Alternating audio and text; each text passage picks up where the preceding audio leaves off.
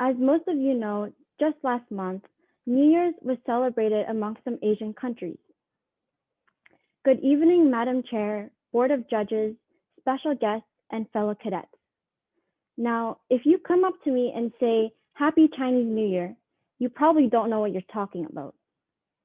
The big issue I have with this exclusive name is that almost every year, the Chinese New Year also coincides with the Korean New Year and the Vietnamese New Year. Although I am naming these holidays separately, they all fall on the same day or are very close to. So why are we calling it Chinese New Year? Today, I'll be debunking the name behind Chinese New Year and what diversity means to me. So do we actually know where the name Chinese New Year comes from? This name was popularized after the Communist Party leader Mao Zedong took power in China in 1949. The term was coined before the communists because it was extensively used by the party to replace the new year because they tried to get rid of anything that was old, all of the superstitions, religions, including the celebrations. This is very interesting since in Chinese, it actually translates to Spring Festival. In Vietnamese, it translates to Lunar New Year, but they still celebrate the upcoming spring. The reason why this holiday is so vastly celebrated is that it is to welcome the new crops that flourish in the springtime. In ancient times, this was very important since if the new crops didn't come, it meant that your family would die due to famine. Now, let's talk about the calendar. Many of my friends use the excuse of the Chinese calendar to call it Chinese New Year. Although one could say this is correct, the Chinese calendar is actually the lunisolar calendar, or the more popular name, the lunar calendar.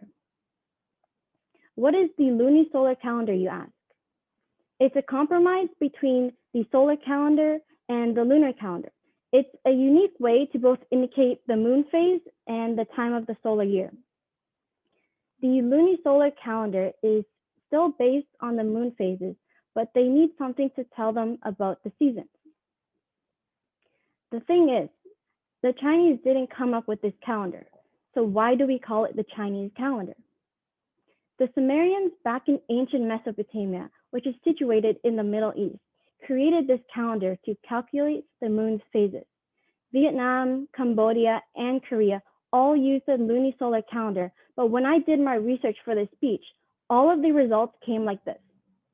The Korean New Year, or Vietnamese Cambodian New Year, is based on the Chinese lunisolar calendar.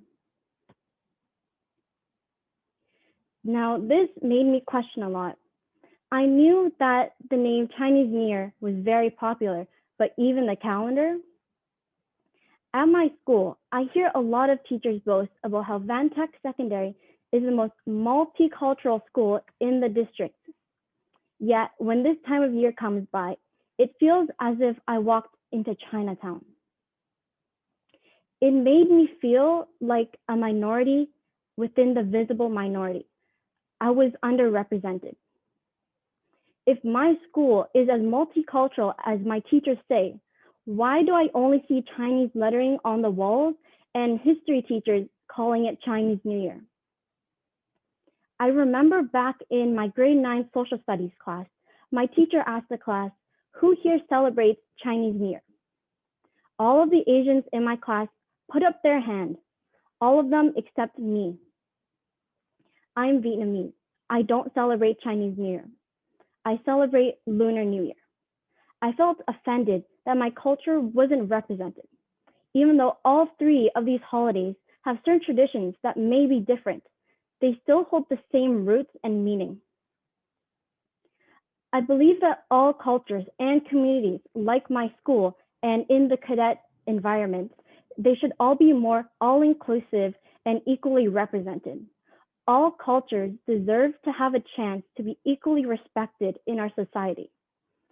As a call to action, I hope everyone here has learned something that you didn't know about this vastly celebrated holiday. And when this time of year comes again, I'll be hearing more of the proper name, Lunar New Year. back to you, Madam Contest Chair.